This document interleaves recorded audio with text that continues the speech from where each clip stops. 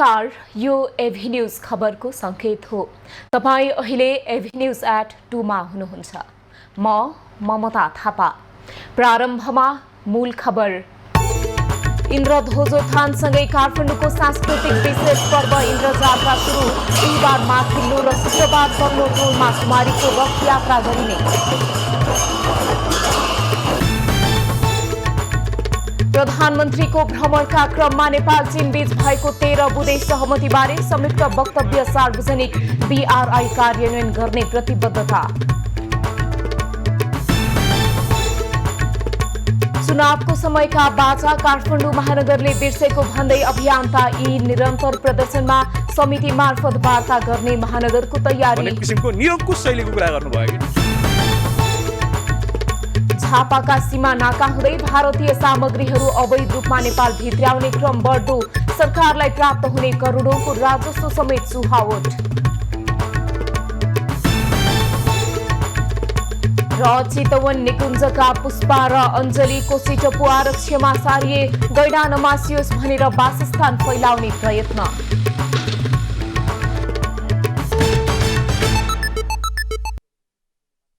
अब खबरको सिलसिला प्रारम्भ गरौं इन्द्र जात्रा आजबाट सम्बन्धी प्रसंगबाट।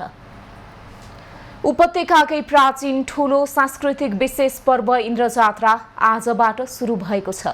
वर्षा र सहकालका देवता इन्द्रको नाममा मनाइने इन्द्र जात्रा अन्तर्गत आज बिहान हनुमान ढोका परिसरमा इन्द्र ध्वजोत्थान 10:39 को साइतमा गरेपछि जात्रा औपचारिक रूपमा सुरु भएको हो।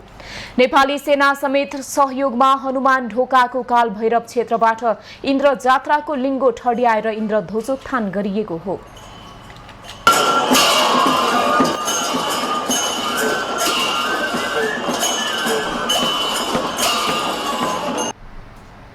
सो अवसरमा नेपाली सेनाको शार्दुल जंग गुल्म अर्थात् गुरुजुको पल्टनले धिमे बाजा सहित मंगल धुनको प्रस्तुति गरेको थियो। इन्द्र ध्वजोत्थानसँगै आज बिहान बसन्तपुर दरबार क्षेत्रमा देवी नाच पनि प्रस्तुत गरिएको छ। जात्राको तयारी स्वरूप श्री गणेश, श्री भैरव र श्री कुमारीको रथ मर्मत सम्पन्न गरिएको छ। इन्द्र ध्वजोत्थान गरेपछि जात्राको मुख्य दिन बिहिबार कुमारीलाई तल्लो टोल यात्रा गराइन्छ।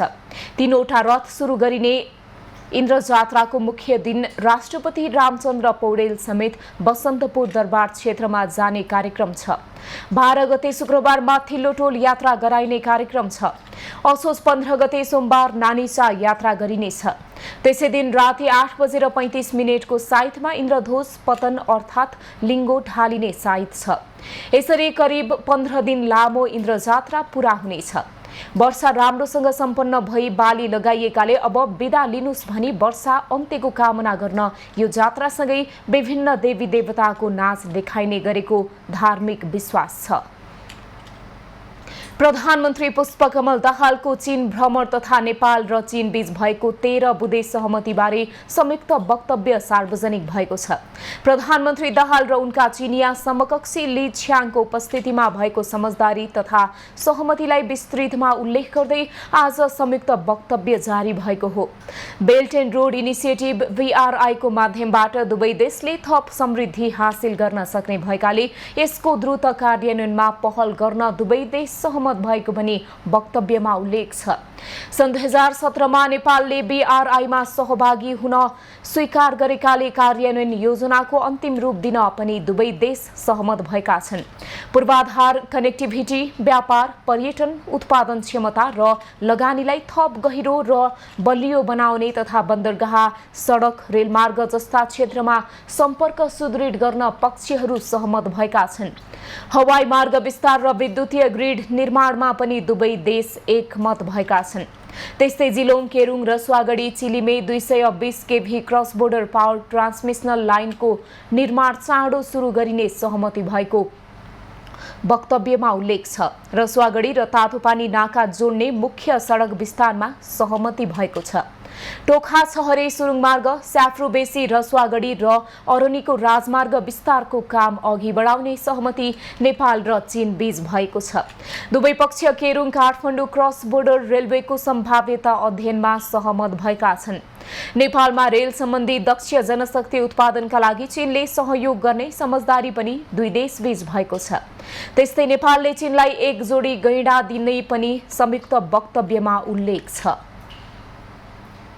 बाजुराको खप्तड छेडेदह गाउँपालिका 2 जयबागेश्वरीको माटे साँघुमा भाइरल ज्वरोको प्रकोप फैलिएको छ। अहिलेसम्म 2 जनाको मृत्यु भइसकेको छ भने दर्जनौं परिवार बिरामी परेका छन्। भाइरल ज्वरोबाट खप्तड छेडेदह गाउँपालिका 2 जयबागेश्वरीकी 49 वर्षीय सौरादेवी बुढा र 62 वर्षीय कुलबहादुर शाहीको मृत्यु भएको छ। सोही केही दिनको अन्तरालमा उनीहरूको मृत्यु भएको गाउँपालिकाले जनाएको छ। हिजोदेखि उपचारका लागि गाउँपालिकाको स्वास्थ्य टोली प्रभावित क्षेत्रमा पुगेको छ। गाउँमा रहेका करिब 160 परिवार मध्ये धेरै जसो परिवारका सदस्यहरूमा भाइरल ज्वरोको प्रकोप देखिएको छ। गाउँमा भाइरल ज्वरो फैलिएको 1 हप्ता भइसकेको छ। अधिकांश स्थानीयलाई 103 डिग्री माथि ज्वरो आउने, खोकी लाग्ने, श्वास फुल्ने जस्ता लक्षण देखा परेका छन्। भाइरल ज्वरोबाट ज्येष्ठ नागरिक, बालबालिका र दीर्घरोगी सबैभन्दा बढी प्रभावित भएका छन्। स्वास्थ्य चौकी 1 घण्टा टाढा रहेकाले उपचारमा जान निकै समस्या भएको छ।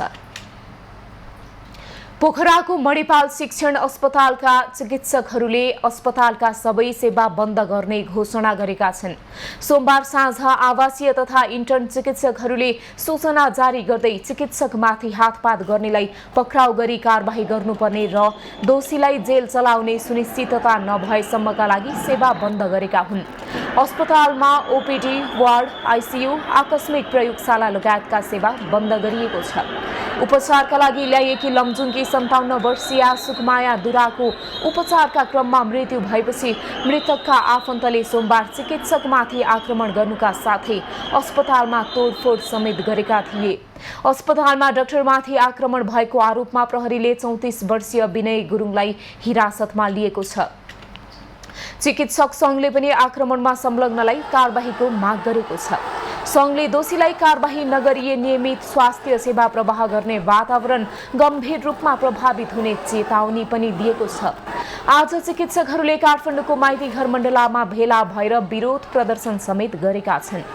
उनीहरूले सुरक्षा दिन नसकेको भन्दै गृह र स्वास्थ्य मन्त्रीको राजीनामा समेत माग गरेका छन्। चिकित्सकमाथि भइरहेको आक्रमण विरुद्ध चिकित्सक एवं स्वास्थ्य कर्मीहरूले आन्दोलन थालेपछि बिरामी मारमा परेका छन्। अघिल्लो साता पनि उपचार सेवा प्रभावित भएकोमा आज पनि काठमाडौँका त्रिभुवन शिक्षण अस्पताल, महाराजगञ्ज लगायतका अस्पतालमा बिरामीहरू उपचार पाउनबाट वञ्चित भएका छन्। बिरामी र बिरामीका आफन्तले अस्पताल सहज रूपमा सञ्चालन हुने व्यवस्था मिलाउन माग गरेका छन्। तर यो माग चाहिँ सरकारले पूरा गर्दैन भने अनि उहाँहरूको माग पूरा नगर्ला सरकारले नगरेको खण्डमा के आन्दोलन जारी भइरहने अनि हामी बिरामी चाहिँ मरे गर्ने। पोखराको मणिपाल शिक्षण अस्पतालमा चिकित्सकमाथि कुटपिट भएको विरोधमा सुरक्षाको माग गर्दै चिकित्सक आन्दोलनमा उत्रेपछि अस्पताल पुगेका बिरामी उपचार नपाई फर्किन बाध्य भएका हुन्। चीनको औपचारिक भ्रमणमा रहेका प्रधानमन्त्री पुष्पकमल दाहाल आज छोङछिङ पुगेका छन्। उनलाई छोङछिङमा सोमहानगरका उपप्रमुख डाङ यान्जिङ र चाङ गौजीले छोङछिङ विमानस्थलमा स्वागत गरेका छन्। प्रधानमन्त्रीले आज छोङछिङ एकाडेमी अफ एग्रिकल्चरल साइन्सेसमा पुगी त्यहाँको वैज्ञानिक एवं आधुनिक कृषि प्रणालीबारे अध्ययन अवलोकन गर्ने कार्यक्रम छ। उनका साथमा परराष्ट्र मन्त्री एनपी साउथ सहित भ्रमण दलका अन्य सदस्य पनि छन्। छोङछिङमा प्रधानमन्त्री दाहाल र चिनिया कम्युनिस्ट पार्टीका केन्द्रीय राजनैतिक विभागका सदस्य र छोङछिङ नगरपालिकाका समितिका सचिव युन ज्याजुन बीच आज भेटघाटको कार्यक्रम छ। त्यसपछि प्रधानमन्त्री दाहाल चीनको तिब्बत स्वशासित क्षेत्रको भ्रमणमा पनि जाने कार्यक्रम छ। तिब्बतमा रहँदा उनले त्यहाँ उच्च पदस्थ अधिकारीसँग भेटवार्ता गर्ने कार्यक्रम छ। प्रधानमन्त्री दाहाल आफ्नो प्रतिनिधि मण्डल सहित यही असोज 13 गते नेपाल फर्किने कार्यतालिका छ। उनी साताव्यापी भ्रमणका लागि चीन पुगेका हुन्। सर्लाहीको मलङ्गवामा बिहीबार रातिदेखि लगाइएको कर्फ्यू खुकुलो बनाए पनि जनजीवन अझै सामान्य हुन सकेको छैन। बिहानदेखि बेलुकीसम्म कर्फ्यू खुला गरिए पनि राति भने कायमै राखिएकाले स्थानीयको दैनिकी सामान्य हुन सकेको छैन। सामाजिक सञ्जालको दुरुपयोग गरेर सामाजिक सद्भाव भड्काउने किसिमका अफवाह फैलाइएको भन्दै स्थानीयले सामाजिक सद्भाव कायम हुनुपर्नेमा जोड दिएका छन्। भनाइ यो छ कि यहाँ सबैजना मिली व्यवहारिकन रहौँ, कुनै प्रकारको धर्ममा कसैको हस्तक्षेप नगरौँ र भाइचाराको नाता राखौँ, किनकि हामीलाई एकै ठाउँमा बस्नु छ। असोज 4 गते गणेशको मूर्ति विसर्जन गर्ने क्रममा दुई समुदाय बीच झडप भएपछि प्रशासनले अनिश्चितकालीन कर्फ्यू लगाएको थियो। अहिले दिउँसो कर्फ्यू हटाए पनि नगर क्षेत्रभित्र कुनै किसिमका भेला, जुलुस, बैठक वा प्रदर्शनमा रोक लगाइएको छ। सामाजिक सञ्जालको दुरुपयोग गरेर सामाजिक सद्भाव भड्काउने किसिमका अफवाह फैलाउनेलाई साइबर अपराधमा कारबाहीको तयारी गरिएको छ। नेपाली कांग्रेसले महासमिति बैठक तयारीका लागि विभिन्न समिति गठन गरेको छ। सोमबार सकिएको कांग्रेस केन्द्रीय समिति बैठकले आगामी मंसिर 13, 14 र 15 गते हुने महासमिति बैठकको तयारीका लागि समिति गठन गरेको हो। महासमिति बैठकका लागि आवश्यकता अनुसार थप समिति बनाउने अधिकार सभापतिलाई बैठकले दिएको कांग्रेस प्रचार विभाग प्रमुख मीनबहादुर विश्वकर्माले जानकारी दिए। महासमितिको बैठकलाई कसरी भव्य र सभ्य बनाउने भन्ने बारेमा मुख्यतः 3वटा समिति गठन भएका छन्। सभापति श्रद्धेय सभापति शेरबहादुर देउवाज्यूको संयोजकत्वमा मूल आयोजक समिति बन्छ। सँगसँगै उपसभापति पूर्णबहादुर खड्काको संयोजकत्वमा प्रस्ताव तयारी समिति बन्छ र तेस्रो नम्बरमा महामन्त्री गगन कुमार थापाको संयोजकत्वमा सांगठनिक प्रतिवेदन तयारी समिति रहन्छ र यसरी अन्य समितिहरू सभापतिले आवश्यकता अनुसार गठन गर्दै लैजाने निर्णय भएको छ। कांग्रेसले नेपालीहरूका विभिन्न चाडपर्व क्रमशः भित्रिनै लागेका बेला प्रभावकारी बजार अनुगमन गरी कृत्रिम मूल्य नियन्त्रण तथा दैनिक उपभोग्य वस्तुको गुणस्तर मापन गर्ने, उपभोक्ताको हितलाई ध्यानमा राखी आपूर्ति सहज र सुलभ बनाई उपभोक्तालाई आश्वस्त पार्न सरकारसँग माग गरेको छ। आर्थिक मितव्ययिता कायम गर्न, नयाँ संविधान कार्यान्वयन गर्न, तत्काल आवश्यक कानून निर्माण गर्न पनि कांग्रेसले ध्यानाकर्षण गराएको छ।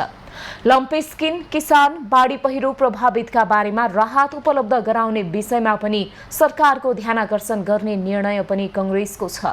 त्यस्तै शिक्षा विधेयकलाई सर्वस्वीकार्य बनाउने बारे पनि कांग्रेसले निर्णय गरेको छ। कांग्रेसले पार्टीका संस्थापक नेता, पूर्व सभापति, पूर्व प्रधानमन्त्री एवं सन्त नेता कृष्ण प्रसाद भट्टराईको शताब्दी जन्म जयन्तीको उपलक्ष्यमा विशेष कार्यक्रम गर्ने निर्णय गरेको छ। नेकपा एमालेको जारी बागमती प्रदेश अधिवेशनबाट सर्वसम्मत नेतृत्व चयनको सम्भावना कम देखिएको छ। कमलादी स्थित नेपाल प्रज्ञा प्रतिष्ठानमा जारी अधिवेशनको बन्द सत्रले नेतृत्व चयनका लागि निर्वाचन मण्डल बनाएको छ। बन्द सत्रले प्रदेश इन्चार्ज गुरु बरालको अध्यक्षतामा 11 सदस्यीय निर्वाचन मण्डल गठन गरेको छ। अध्यक्ष मण्डलमा स्थायी कमिटी सदस्य शेरबहादुर तामाङ सहित देवी गेवाली, आनन्द पोखरेल, गोकुल बास्कोटा, कमल चौलागाई, रामेश्वर पुङ्याल, कृष्ण राई, सुशीला नेपाल, पार्वत गुरुङ, अरुण नेपाल र रत्ना गुरुङ सदस्य रहेका छन्। बिहान 8 बजेदेखि बन्द सत्र सुरु हुने भनिए पनि प्रतिनिधि सब छनौट सम्बन्धी विवादका कारण ढिलो गरी सुरु भएको हो। बन्द सत्रमा राजनीतिक, सांगठनिक र आर्थिक तथा आगामी कार्ययोजना सम्बन्धी प्रतिवेदनमाथि छलफल हुनेछ। आजै साँझदेखि निर्वाचन कार्यक्रम सुरु हुनेछ। अध्यक्षका लागि एमाले केन्द्रीय सदस्यहरू कृष्ण प्रसाद दाहाल, कैलाश प्रसाद ढुङ्गेल, एमालेका पूर्व पोलिट ब्युरो सदस्य सानु कुमार श्रेष्ठ, चितवनका एमाले नेता कृष्ण भक्त पोखरेल र एमालेका वर्तमान प्रदेश अध्यक्ष केशव प्रसाद पाण्डे दावी गरिरहेका छन्। अधिवेशनमा सहभागिताका लागि 13 जिल्लाबाट 1138 प्रतिनिधि छनौट भएर आएका छन्। काठमाडौँ उपत्यकामा केही दिन यता भाइरल ज्वरो र डेङ्गुका बिरामी बढेका छन्। केही दिन यता जोर्नी दुख्ने, कडा ज्वरो आउने र टाउको दुख्ने लक्षण लिएर अस्पताल पुग्ने बिरामीको संख्या बढेको छ। टेकोस्थित शुक्रराज ट्रपिकल तथा सर्वारोग अस्पतालका अनुसार अस्पतालको आकस्मिक कक्षमा दैनिक 5 देखि 7 जनासम्म डेङ्गुका बिरामी उपचारका लागि पुग्ने गरेका छन्।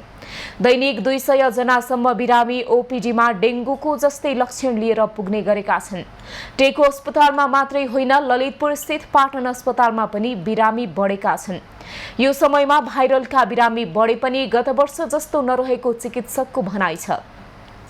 अघिल्लो वर्ष असोज र कार्तिकको दोस्रो हप्तामा तीव्र रूपमा डेङ्गु फैलिएको थियो। यसपटक काठमाडौँमा डेङ्गु पुष्टि भएका अधिकांश बिरामीमा दोहोरिएर डेङ्गु देखिएको हुँदा संक्रमित भएका प्रायमा कडा खालको लक्षण देखिएको चिकित्सकको भनाइ छ। एक हप्ता अघिसम्म 500 भन्दा कम रहेको डेङ्गु संक्रमण हाल काठमाडौँमा 580 जना पुगिसकेको छ। यस्तै हाल ललितपुर र भक्तपुरमा क्रमशः 205 र 204 जना संक्रमित रहेका छन्। देशभर डेङ्गु संक्रमितको संख्या 29,468 जना पुगेको छ। यसै यो वर्ष 15 जना संक्रमितको डेङ्गुकै कारण मृत्यु भइसकेको छ। खबरको सिलसिला अझै जारी छ, हामीसँगै रहनुहोला। अब बाँकी प्रसङ्ग। काठमाडौँ महानगरले अभियन्ता यीसँग वार्ता गर्न काठमाडौँ वार्ता टोली बनाएको छ। प्रमुख बालेन शाह र उपमेयर सुनिता डङ्गोललाई उभिएर चुनावी बाचा सम्झाइरहेका अभियन्ता यीसँग वार्ता गर्न काठमाडौँ महानगरपालिकाले वार्ता टोली बनाएको छ। प्रवक्ता तथा 17 नम्बर वडाका अध्यक्ष नवीन मानन्दरको नेतृत्वमा वार्ता टोली गठन भएको छ। अभियन्ता यीले पनि वार्ताको जानकारी आएको र दिउँसोसम्म वार्ताको सम्भावना रहेको बताएका छन्। आजै बिहान उपप्रमुख सुनिता डङ्गोल र अभियन्ता यीलाई भेटेकी थिइन्। उनले फुटपाथ व्यवसायलाई वैकल्पिक उपाय दिने नीति बनाउन पहल गर्ने आश्वासन समेत दिएकी छन्। अभियन्ता यीले मंगलबार दिउँसो 1 बजेदेखि उभिएर फुटपाथ व्यवसायलाई अमानवीय तरिकाले हटाइएकोमा विरोध जनाइरहेका छन्। उनले अभियानमा आज राप्रपा नेपालका अध्यक्ष कमल थापा र एमाले नेता सुरेन्द्र पाण्डेले समेत ऐक्यबद्धता जनाएका छन्। अभियन्ता यीले काठमाडौँ महानगरलाई चुनावी बाचा सम्झाउन काठमाडौँको राष्ट्रिय सभागृह अगाडि उभिएर प्रदर्शन जारी राखेका छन्। शहरको सबैभन्दा कमजोर र हुँदा खाने वर्गको गाँस खोज्ने काम गरेको विषयमा यीले नगर प्रमुख बालेनको ध्यानाकर्षण थालेका हुन्। 7 दिनदेखि अभियन्ता ईशान श्रेष्ठ यी काठमाडौँ महानगर प्रमुख बालेन्द्र शाह बालेनको ध्यानाकर्षण गराउन राष्ट्रिय सभागृह अगाडि उभिएर प्रदर्शन गरिरहेका छन्। चुनावअघि सार्वजनिक प्रतिबद्धता विपरीत शहरको सबैभन्दा कमजोर र हुँदा खाने वर्गको गाँस खोज्ने काम गरेको भन्दै उनले वैकल्पिक व्यवस्थापनको माग सहित ध्यानाकर्षण गराइरहेका हुन्। पछिल्लो पटक मंगलबार दिउँसो 1 बजेदेखि राष्ट्रिय सभागृह अगाडि उभिएका उनले आन्दोलन बुधबार 10 बजेसम्म जारी राख्ने बताएका छन्। सुरुमा शुक्रबार 7 सम्म उभिने निदो गरेका अभियन्ता महानगरपालिका नेतृत्वले मागमा चासो नदिएपछि बुधबारसम्म अभियान चलाउने तयारीमा छन्। चुनावको समयमा बालेनले प्रतिज्ञा गरे अनुसार सडक विक्रेताहरूका लागि वैकल्पिक व्यवस्था नगरी धरपकडको नीति लिएकोमा उनको असहमति छ। समस्या समाधानका लागि वार्ता गर्नुभन्दा महानगरले नगर प्रहरी लगाएर धम्काउन खोजेको गुनासो समेत उनले गरेका छन्। वार्तालाई बोलाउने हो भने त 2-3 घण्टा समय दिनु पर्ला होइन, अलिक व्यवहारिक रूपले उ गर्न खोज्नु पर्ला होइन, भन्नाले डिल गर्न खोज्नु पर्ला होइन। सिधै आएर निरङ्कुश शैलीमा हुन्छ नि, श्री 6 महाराज धिराज सरकार भन्दा पनि चर्को हिसाबले चाहिँ उहाँले यसरी बोलाउनु भयो होइन। अचम्मको ढङ्गले अर्को नगर प्रहरी आएर अहिले भेट्ने भयो भेट्नुहोस् न, पछि मेयरले भेट्दैन भन्ने किसिमको निरङ्कुश शैलीको कुरा गर्नुभयो कि। अभियन्ता ईशानले थालेको प्रदर्शनमा नागरिक अगुवादेखि सडक व्यापारबाट विस्थापित हुनेसम्मको एकबद्धता छ। विगतमा फुटपाथ व्यवसायलाई हटाउने होइन, व्यवस्थापन गर्नुपर्छ भन्ने नगर प्रमुख त्यस विपरीतको काममा लागेको सडक व्यापारीको गुनासो छ। पहिला गाई तब्यायो, ढुङ्ग्रामा मोही छैन, गरिबको बोलिदिने कोही छैन भनेर गरिबको नारा लिएर उहाँले प्रचार प्रसार गर्नुभएको थियो। त्यही बाचाको लागि अहिले हामीलाई 18 महिना भयो, विगत 18 महिनादेखि उहाँले चाहिँ हामीलाई अहिले कहीँ विकल्प ठाउँ दिएर यसो गरिदिएको भएदेखि झन् उहाँ वामा हुनुहुन्थ्यो।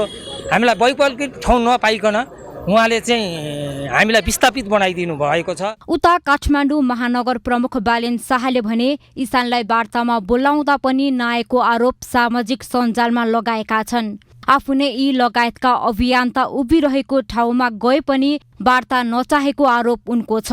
सोमबार मात्रै महानगरले गरेको पत्रकार सम्मेलनमा महानगरपालिकाकी उपप्रमुख सुनिता डङ्गोलले सडक व्यापार व्यवस्थापन गर्ने काम महानगरको नभएको बताइन्। देशभरिमा तपाईहरूले जहाँ जहाँ सहर छ, जहाँ जहाँ सिटी छ, त्यहाँ हेर्नुभयो भने स्ट्रिट भेन्डर्सको समस्या यहाँले देख्नुहुन्छ। सबैजनाले त्यो भोगी पनि रहेका छौँ। यस अर्थ पनि यो भनेको चाहिँ महानगरपालिकाको मात्र भूमिका चाहिँ कदापि होइन। यो केन्द्रीय सरकारले विशेष महत्त्वका साथ हेर्नुपर्ने विषय पनि हो। फुटपाथ व्यापारको समस्या देशभरकै सबै सहरहरूमा भएकाले सङ्घीय सरकारले दिगो समाधान दिन नीति बनाउनु पर्ने महानगरको भनाइ छ। नगर प्रमुख शाहले चुनाव अघि गरेको बाचा र सार्वजनिक प्रतिबद्धता विपरीत सहरको सबैभन्दा कमजोर र हुँदा खाने वर्गको गाँस खोज्ने काम गरेकोमा धेरै नगरवासीले चित्त बुझाएका छैनन्। कतिपयले सडक व्यापार गर्ने ठाउँ नभएको भन्दै महानगरको कामको प्रशंसा पनि गरेका छन्। क्यामेरामा प्रवीण सिलवालको साथ पारस श्रेष्ठ, काठमाडौँ। नेकपा एमालेका अध्यक्ष तथा पूर्व प्रधानमन्त्री केपी ओलीले महानगरबाट गरिब नभएर गरिबी लखेट्नुपर्ने बताएका छन्। आज दिउँसो सामाजिक सञ्जालमा स्टेटस लेख्दै ओलीले फुटपाथ व्यापारलाई व्यवस्थित बनाउन सकिने बताएका हुन्। फुटपाथ व्यापारीलाई काठमाडौँ महानगरले अमानवीय व्यवहार गरेको मेयर बालेन्द्र शाह र उपप्रमुख सुनिता डङ्गोलले चुनावी बाचा बिर्सिएको भन्दै अभियन्ता यीले अभियान थालेकै समयमा ओलीले पछिल्लो धारणा राखेका हुन्। फुटपाथ हिँड्नकै लागि भएको भन्दै ओलीले परम्परादेखि फुटपाथमा रोजीरोटीका लागि गुजारा व्यापार गरिरहेका मानिसहरूको व्यवस्थापन कसरी गर्ने भन्नेमा ध्यान दिनुपर्ने उल्लेख गरेका छन्। फुटपाथ सडक व्यापार राम्रो परम्परागत नेवारी व्यापार संस्कृतिको अंश भएको समेत ओलीले स्मरण गराएका छन्। ओलीले परम्परागत रूपमा चल्दै आएको कुरालाई एक्कासी परिवर्तन गर्न खोज्दा केही खलबली हुनु स्वाभाविक भएको र वैज्ञानिक पनि भएको बताएका छन्। चितवन राष्ट्रिय निकुञ्जबाट 2 गैंडा कोसीटप्पु वन्यजन्तु आरक्षका लागि पठाइएको छ। 2 पोथी बच्चा गैंडा आज निकुञ्जको मुख्यालय कसराबाट कोसीका लागि पठाइएको हो। निकुञ्जले 2076 र 77 सालमा उद्धार गरेका पुष्पा र अञ्जली नामका गैंडा आज पठाइएको हो। पुष्पालाई 2076 माघमा र अञ्जलीलाई 2077 फागुनमा आमाविहीन अवस्थामा उद्धार गरिएको थियो। गैंडाको संख्या विस्तारका लागि कोसीटप्पु पठाइएको हो। पठाउनको लागि सिफारिस गर्यो र सोही आधारमा वन तथा वातावरण मन्त्रालयले पनि जो मात्रै हुन त सैद्धान्तिक रूपमा सैद्धान्तिक सहमति 2 हप्ता पहिला नै भइसकेको थियो सैद्धान्तिक सहमति र हिजो चाहिँ 8 गते यसको चाहिँ फर्मलाइज्ड भयो र चाहिँ सोही निर्णयको कार्यान्वयन गर्ने सन्दर्भमा हामीले पुष्पा र अञ्जलीलाई यहाँबाट कोसीटप्पु वन्यजन्तु आरक्षमा लाँदैछौँ। एकै ठाउँ रहँदा भवितव्य र अन्य कारणले एकैपटक नमासियोस् भनेर सबैतिर गैंडाको वासस्थान फैलाउन लागिएको हो। यी गैंडाका लागि प्रजनन समयमा भाले गैंडा हस्तान्तरण गरिने निकुञ्जको भनाइ छ। नेपालका निकुञ्ज र वनमा गरी 792 गैंडा रहेका छन्। तीमध्ये चितवनमा मात्रै 694 रहेका छन्। केही समय पहिले कोसीटप्पुबाट अर्ना चितवन ल्याइएको थियो, तर ती अर्ना मध्ये केही बाघले खाएको र केही आफै मरिसकेका छन्। पहिले शिकार गर्न प्रयोग गर्ने धनुष बाण अहिले तारो खेलको रूपमा विकसित भएको छ। नेपालको मौलिक खेलप्रति स्थानीयहरूको पनि आकर्षण बढेको छ। हाम्रा पुर्खाले शिकार गर्न प्रयोग गर्ने धनुष बाण अर्थात् तारो यतिखेर खेलकै रूपमा विकास हुन पुगेको छ। रूपन्देही नवलपरासी जिल्लाका खेलाडीहरू यो खेल नियमित जसो अभ्यास गर्ने गरेका छन्।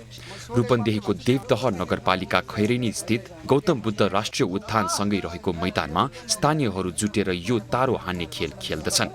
तारो खेललाई अहिले आर्चरीको रूपमा राष्ट्रिय तथा अन्तर्राष्ट्रिय जगतमा खेल्न थालिएको छ। यसको इतिहास भन्यो भने हाम्रो पुर्खाहरूले खास गरी यो शिकार खेल्दै खेल्दै आएको खेललाई अहिले चाहिँ खेलमा परिणत गरेको खेल हो।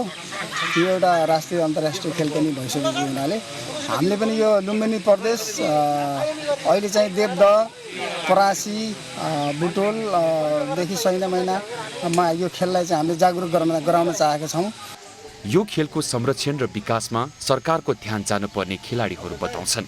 यो खेल सिंगल, डबल र समूहमा पनि खेल्न सकिनेछ। अरू खेलको तुलनामा यसमा खर्च पनि कम लाग्ने खेलाडीहरू बताउँछन्। प्राचीनकालदेखि नै खेलिरहेको गेम हो। अब यो पहिला हाम्रो तारो खेल भनिन्थ्यो भने अहिले हामी अङ्ग्रेजीमा चाहिँ आर्चरी भनिन्छ। देवदह खैरेनीमा खेल मैदानमा करिब 35 मिटर लामो फिल्डमा वारीपारी बसेर खेलाडीले तारो हान्ने गरेर भनेको ठाउँमा लगाउने गरेको दृश्य निकै रोचक नै हुन्छ। पुर्खाहरूले बाण चलाउँदा मन्त्र नै जपेर शत्रुलाई हान्ने प्रचलन पनि थियो। कतिपयले बाणकै माध्यमबाट जङ्गलमा शिकार गरेर ल्याने पनि गर्थे। तर यो अहिले तारो खेलका रूपमा लोकप्रिय छ।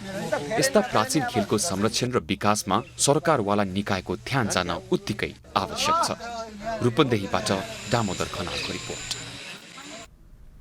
धुलीखेल अस्पतालले छाला सम्बन्धी सौन्दर्य प्रसाधन र औषधीय उत्पादनलाई वृद्धि गरेको छ। स्याहार नामबाट उत्पादन थालेको अस्पतालले स्थानीय प्राकृतिक जडीबुटीको प्रयोग मार्फत 50 प्रकारका छालाका लागि प्रयोग हुने सामग्री उत्पादन गर्दै आएको छ। काभ्रेको धुलीखेल अस्पतालले छाला सम्बन्धी उपचारका लागि अनुसन्धान एवं विकास योजनाको रूपमा उत्पादन गर्दै आएको औषधीय सामग्री स्याहारको उत्पादन र बिक्री गर्दै आएको छ। अन्तर्राष्ट्रिय गुणस्तरका 9 औषधीय उत्पादनहरू विकसित गर्ने उद्देश्यले उत्पादन एवं बिक्री गर्दै आएको अस्पतालका प्राध्यापक डाक्टर सुमन राज ताम्राकारले बताए। काठमाडौँ विश्वविद्यालयको टिचिङ अस्पतालको रूपमा स्थापना भएको धुलीखेल अस्पतालले सन् 2015 देखि धुलीखेल अस्पतालले स्याहारका उत्पादनहरू थालेको हो। अहिले प्राकृतिक जडीबुटी, अमला, बेसार, कफी, नीम र एलोभेरा उत्पादन गरेको स्याहारको 50 थरी स्किन केयर उत्पादन हुँदै आएको छ। सन् 2016मा 3वटा उत्पादन धुलीखेल अस्पतालको फार्मेसीबाट बिक्री वितरण गर्न थालिएकोमा अक्टोबर 2018बाट अस्पताल परिसरमा नै छुट्टै आउटलेट खडा गरी बिक्री वितरण गर्न थालिएको अस्पतालले जनाएको छ। सन् 2020 को जुलाईबाट नाफारहित संस्थाको रूपमा कम्पनी रजिस्टर गर्नुका साथै ट्रेडमार्क पनि दर्ता गरी सामान उत्पादन गर्दै आएको कम्पनीले 150 देखि 5000 रुपैयाँसम्मका सामग्री बनाउँदै आएको छ।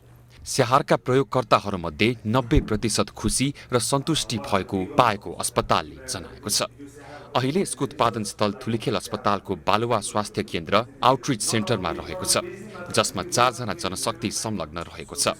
स्याहारका उत्पादनहरू विभिन्न 7वटा बिक्री कक्षबाट बिक्री वितरण भइरहेको छ, जसको लागि आवश्यक पर्ने प्राकृतिक जडीबुटी समेत काभ्रे पलाञ्चोकको 5 खाल नगरपालिकासँग समन्वय गरी सामुदायिक वनमा उत्पादन गर्दै आएको जनाएको छ। अर्घाखाँचीका नेवार समुदायको पहिचानका रूपमा नाचिने भैरव नाच नाच्न सुरु भएको छ। भैरव नाच अर्घाखाँचीका नेवार समुदायको मौलिक नाचका रूपमा लिने गरिन्छ। नुवाकोट भैरव समाज भूमिका स्थान नगरपालिका 8 नुवाकोटको हटिया संरक्षणमा रहेको नुवाकोट भैरव समाज र सन्धि खर्क 1 को भैरव समाजको आयोजनामा 2वटा भैरव नाच यस वर्ष सुरु भएका छन्। नाच हेर्न हजारौं दर्शकको उपस्थिति रहेको थियो। भैरव नाच नेवार समुदायभित्र मात्रै होइन, अन्य समुदायका बीच पनि लोकप्रिय छ।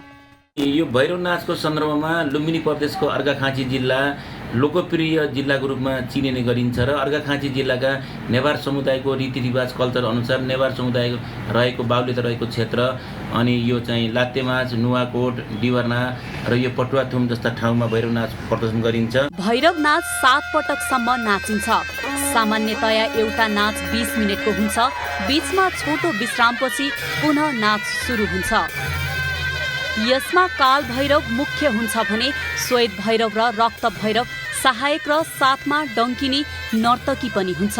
भैरवको स्वरूपमा हुने यस नाचका नर्तकलाई भगवानको प्रतीकका रूपमा पूजा गरिन्छ। 3वटै भैरव आफ्नो भूमिका अनुसारका रङ्गमा ख्वाप, खप्पर, कपडा, चमर, चौरी गाईको पुच्छर, माला सहित श्रृङ्गार गरी भगवानको विशाल आकृति निर्माण गरिन्छ। भैरवलाई आकर्षक बनाउन समय सापेक्ष श्रृङ्गार सामग्रीको पनि प्रयोग गरिन्छ। यसपछि तान्त्रिक विधिबाट पूजा गरी नाच सुरु गरिन्छ। बाजा बजाउनेहरू मुख्य रूपमा नेवार समुदायकै भए पनि सहायक वाद्य वादकमा अन्य जात जातिका पनि सहभागी हुन्छन्। यो हाम्रो मौलिक नाच, यो भैरव नाच विशेष गरेर चाहिँ यसमा विभिन्न रङरोगनहरू रङ्गिएर नाच्ने नाच यो भैरव नाचलाई चाहिँ मौलिक नाचलाई चाहिँ खास गरी भैरवका विभिन्न विधाहरू हुन्छन्। त्यसै गरेर कालो भैरव अनि डङ्कनी अनि सेतो भैरव रातो भैरवहरू मिलेर नाच्ने नाच हो। भैरव नाच पश्चिम नेपालका अर्घाखाँची, पाल्पा, बागलुङ, दैलेख लगायतका क्षेत्रमा नाचिन्छ। यसको शैली भिन्न भिन्नै छ। अर्घाखाँचीको भैरव नाच गुल्मी, प्युठान, पाल्पा, कपिलवस्तु, रूपन्देही लगायतका क्षेत्रमा पनि लोकप्रिय छ। यसको विशिष्ट प्रकारको बाजाको ताल नर्तकहरूमा उजागर हुने एक किसिमको ऊर्जाले अलौकिक शक्तिको आभास समेत प्रदान गर्दछ, जसका कारण यसले अन्य समुदायका व्यक्तिलाई पनि आकर्षित हुने गर्दछ। अस्पतालमा साधारण बिरामीदेखि चिकित्सा बिरामीहरू उपचारका लागि आउने गर्छन्, तर अस्पताल क्षेत्रमा नै सवारी साधनको चापले अस्तव्यस्त हुँदा बिरामीले शास्ति भोग्नु परेको छ। यस्तै अवस्था धरान स्थित बीपी कोइराला स्वास्थ्य विज्ञान प्रतिष्ठानमा देखिएपछि व्यवस्थापनको प्रयास थालिएको छ। धरान स्थित बीपी कोइराला स्वास्थ्य विज्ञान प्रतिष्ठान उत्कृष्ट अस्पतालमा गनिन्छ। अस्पतालमा सहज बिरामीको उपचारसँगै अस्पतालसम्म जाने सडक समेत असुरक्षित छ। सडकमा यत्रतत्र सवारी साधन पार्किङमा राखिएका छन् भने फास्ट फुड लगायतका ठेला गाडीले सडक जाम गरेको छ। अस्पताल जस्तो संवेदनशील क्षेत्रमा जथाभावी राखिएका सवारी साधनले साँघुरो सडक जाम गरेको छ भने सडक जामका कारण बिरामीहरूलाई असहज भएको छ। हस्पिटल कर्मचारी डाक्टर साहबले पनि हेलमेट नलाएर चलाइदिने अनि अव्यवस्थित भइसकेपछि म 2 दिन बिहिबारदेखि चाहिँ यहीँ बसेर आफ्नै कमान्डमा हाम्रो टिम बसेर चाहिँ यसलाई चाहिँ डाक्टर साहबहरूलाई र हस्पिटलको कर्मचारीलाई सबै सचेत गराएर हेलमेट लाउनुहोस्, ट्राफिक नियम पालन गर्नुहोस्, तपाईँहरूकै लागि हो, हाम्रो लागि भन्दा पनि तपाईँहरूकै लागि हो। तपाईँले चाहिँ यसलाई चाहिँ संवेदनशील भएर तपाईँले जसरी स्वास्थ्य क्षेत्रमा संवेदनशील हुन्छ त्यस्तै संवेदनशील भएर लाग्नुपर्छ, उहाँहरू मान्नु भएको छ। जिल्ला ट्राफिक प्रहरी कार्यालय सुनसरी र धरान उपमहानगरपालिकाको संयुक्त प्रयासमा अस्पताल क्षेत्रमा ट्राफिक जाम हुन नदिन क्याम्प क्षेत्रमा पर्ने भित्र र बाहिरका सडकहरूको जामलाई हटाउने कामको थालनी गरेको छ। समस्या भनेको हस्पिटल क्षेत्र अलिकति खुल्ला हुनुपर्छ भन्ने हो। तपाईँको इमर्जेन्सी आयो भने एउटा गाडी यहाँ गेटसम्म आइपुग्नलाई लगभग 10 मिनट जति लाग्छ, त्यहीँदेखि त्यो सबै क्लियर हुनुपर्छ भन्ने हो। अरू के छ र त्यही हो, अस्तव्यस्त हुनबाट। यस क्षेत्रमा अन्य सवारी साधनभन्दा पनि सिटी सफारी र टेम्पोको बढी आवागमन हुने गर्दछ। धरान उपमहानगरपालिकाले ई रिक्सा ऐन दर्ता गरेर दर्ता प्रक्रियामा लगिएको भए पनि धेरै ई रिक्साहरू दर्ता छैनन्। जथाभावी सञ्चालन नगर्दा दुर्घटनाको जोखिम बढेको छ भने अस्पतालमा ट्राफिक जाम हुँदा बिरामी बोकेर आएका सवारी साधनलाई समस्या हुने गरेको छ। उपमहानगरको तर्फबाट पनि समस्या समाधानका लागि पहल थालिएको छ। धरान उपमहानगरपालिकाले ई रिक्साको चाहिँ दर्ता ऐन जारी गरेर आफैले दर्ता प्रक्रिया सुरु गरेको छ। त्यसका लागि हामीले उहाँहरूलाई सूचना प्रदान गर्ने, यहाँको चाहिँ जो टिआलओमा हुनुहुन्छ, यहाँको जुन व्यवसायीहरू हुनुहुन्छ, उहाँ अनि हाम्रो चाहिँ ट्राफिक कार्यालयबाट एकदमै जुझारु सर हुनुहुन्छ। उहाँ हामी सबैको समन्वय गरेर उहाँ पहिला त हामी उहाँलाई चेतना दिने, भनौँ अवेरनेस दिने। अब त्यसपछि सुरुमा दोस्रो चरणमा तिर्नु भएन भने यो कसले तिर्दैन, कसले तिर्छ छुट्याउने, तेस्रोमा त्यसलाई चाहिँ हामीले सुधारका लागि करेक्सनका लागि उपाय निकाल्ने, चौथोमा चाहिँ अब हुँदै भएन भने कारबाही प्रक्रियामा पनि अगाडि लाने। बिरामीको उपचार गर्ने संवेदनशील क्षेत्रमा यसरी ट्राफिक जाम हुँदा एम्बुलेन्स लगायत अन्य बिरामी बोकेको सवारी साधन समयमै नपुग्दा बिरामीको उपचारमा समस्या हुने गरेको छ। पर्यटन प्रवर्धनका लागि टेवा पुर्याउने उद्देश्यले पनौती हुँदै धार्मिक पर्यटकीय क्षेत्र नमोबुद्ध गुम्बासम्म विश्व सांस्कृतिक शान्ति पदयात्रा गरिएको छ। काभ्रेका लागि केही गरौं भन्ने नाराका साथ विश्व पर्यटन दिवसको सन्दर्भमा पदयात्रा गरिएको हो। सांस्कृतिक सहर पनौतीको लाएको दरबार डबलीदेखि सुनथान शङ्खु हुँदै नमोबुद्ध गुम्बासम्म शान्ति पदयात्रा गरिएको छ। पदयात्रामा काभ्रे जिल्लाबाट काठमाडौँ आएर बसोबास गरेका तथा पनौती बनेपा तथा भक्तपुरबाट ठूलो संख्यामा स्थानीय बासिन्दाको सहभागिता थियो। जिल्ला समन्वय समिति काभ्रे पलाञ्चोक र काभ्रे सेवा समाजको संयुक्त आयोजनामा विश्वभर शान्ति र सद्भावको सन्देश फैलाउने र शान्तिको भावना जागृत गर्न स्थानीय कला संस्कृतिको संवर्धन गर्न कार्यक्रम गरिएको हो।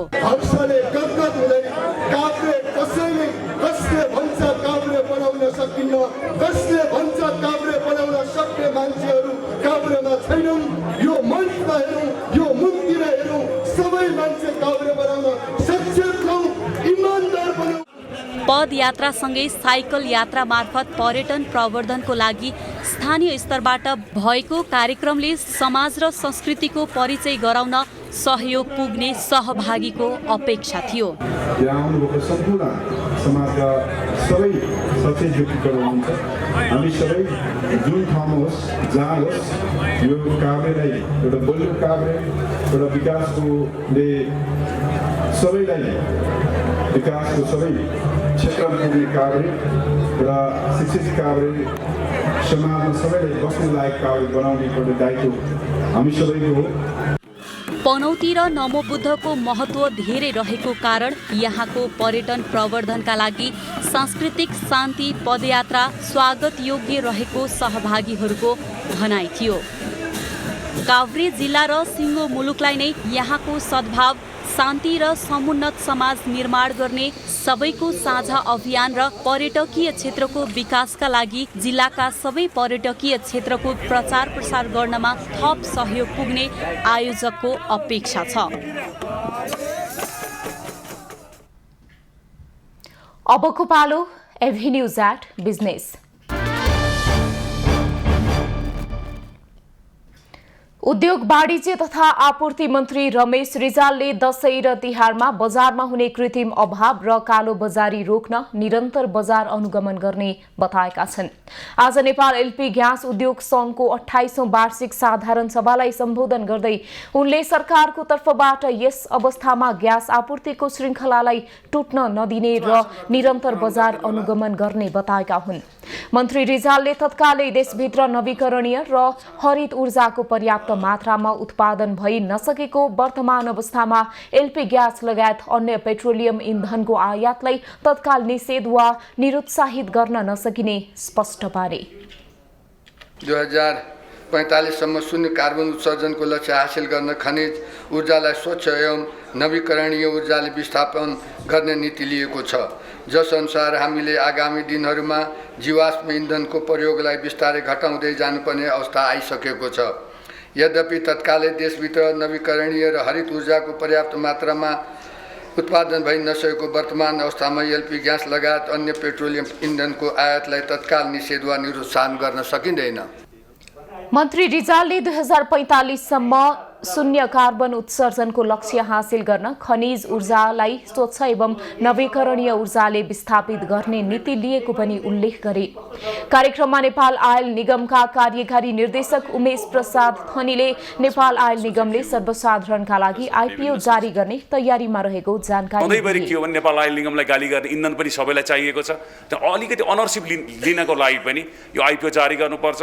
व्यवसायी साथीहरूले भनेको छ केही कुराहरू व्यवसायीको स्टेक होल्डरलाई पनि दिने र अरू केही पर्सेन्टेज आम जनतामा दिने गरी यो हामी नेपाल आयल निगमको नेतृत्वले यो तयारी गरिरहेको अवस्था म यहाँलाई जानकारी दिन, तर यो समय केही लाग्छ हामीलाई। नेपाल एलपी ग्यास उद्योग संघका अध्यक्ष कुलप्रसाद मल्लीले डिजेल पेट्रोलको जस्तै एलपी ग्यासको पनि स्वचालित मूल्य लागू गर्न माग गरे। नेपाल आयल निगमको परिवारभित्र बसेर काम गर्ने हामी एलपी ग्यास उद्योगीहरू मात्रै अहिलेसम्म हामीले त्यो स्वचालित मुनाफा या घट्दाखेरि घट्ने र बढ्दाखेरि बढ्नेको हामीबाट लाभबाट चाहिँ वञ्चित छौँ। त्यसले गर्दाखेरि त्यो अलिकति अन्यायपूर्ण र त्यो हामीले चाहिँ अलिकति पाखा लगाएको जस्तो हामीलाई चाहिँ अलिकति भान भएको छ। उद्योगीहरूले हामीले चाहिँ त्यो रोजगारदाता पनि हौँ हामी। अध्यक्ष मल्लीले एलपी ग्यासको मूल्य अचानक बढ्दा व्यवसायीहरूलाई समस्या भइरहेको बताएका छन्। ग्यास उद्योगीहरूको नाफा 10 वर्ष अगाडिको 32 रुपैयाँ अहिलेसम्म कायम रहेको गुनासो समेत गरे। अबको पालो कृषि खबर।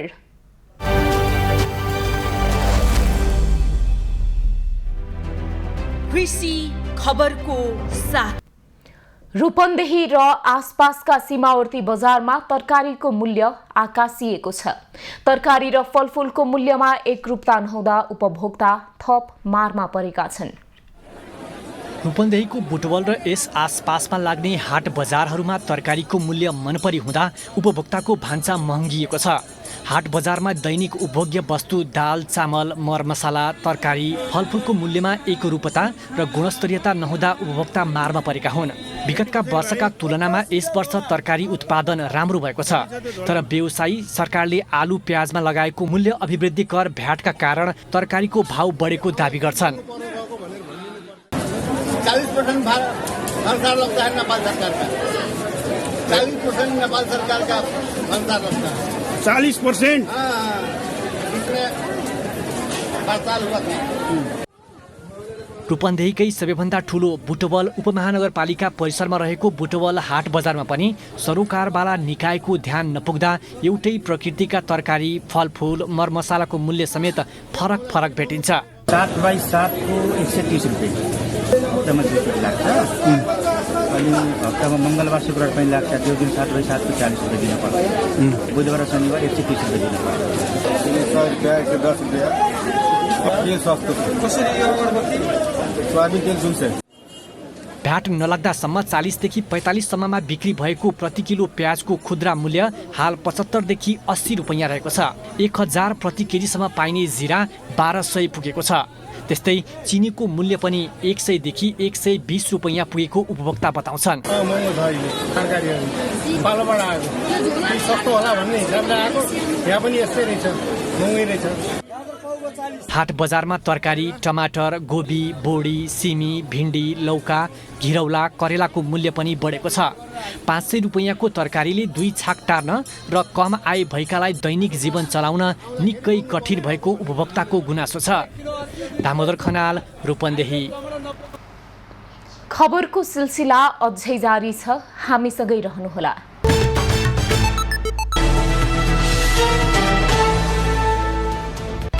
काठमाडौँबाट सुर्खेतका लागि छुटेको रात्रि बस दाङमा दुर्घटना हुँदा 25 जना घाइते भएका छन्।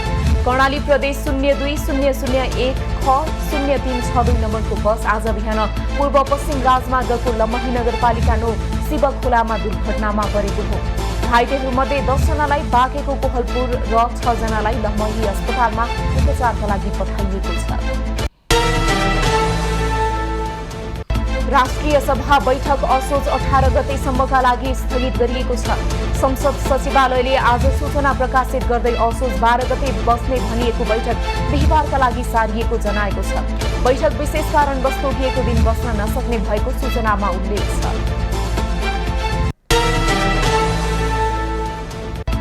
संसदको चौथो ठूलो दल राष्ट्रिय स्वतन्त्र पार्टी रासोपाको केन्द्रीय समिति र संसदीय दलको संयुक्त बैठक भोलि बस्ने भएको छ। बुधबार अपराह्न बस्ने गरी बैठक बोलाइएको हो। बैठकमा राष्ट्रपतिबाट विभिन्न कैदीलाई दिइएको आम माफी जिल्ला भ्रमणको समीक्षा गर्ने रासोपाको तयारी छ।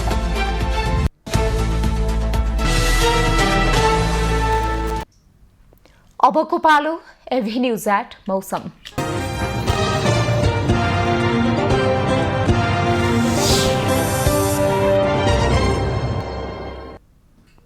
हाल देशभर आंशिकदेखि सामान्य बदलिरही गण्डकी प्रदेशका 1-2 स्थानमा हल्का वर्षा भइरहेको छ। आज दिउँसो कोशी, बागमती र गण्डकी प्रदेशका थोरै स्थानहरू र बाँकी प्रदेशका 1 वा 2 स्थानमा मेघ गर्जन, चट्याङ सहित हल्कादेखि मध्यम वर्षाको सम्भावना रहेको जल तथा मौसम पूर्वानुमान महाशाखाले जनाएको छ। आज काठमाडौँ उपत्यकाको अधिकतम तापक्रम 28 डिग्री सेल्सियस र न्यूनतम तापक्रम 18 डिग्री सेल्सियसका बीचमा रहने अनुमान गरिएको छ। आज सूर्योदय बिहान 5:53 भयो भने सूर्यास्त साँझ 5:57 हुनेछ। आज देशभरको मौसम कस्तो रहला त हेरौं देशका विभिन्न स्थानको अनुमानित मौसमी अवस्था।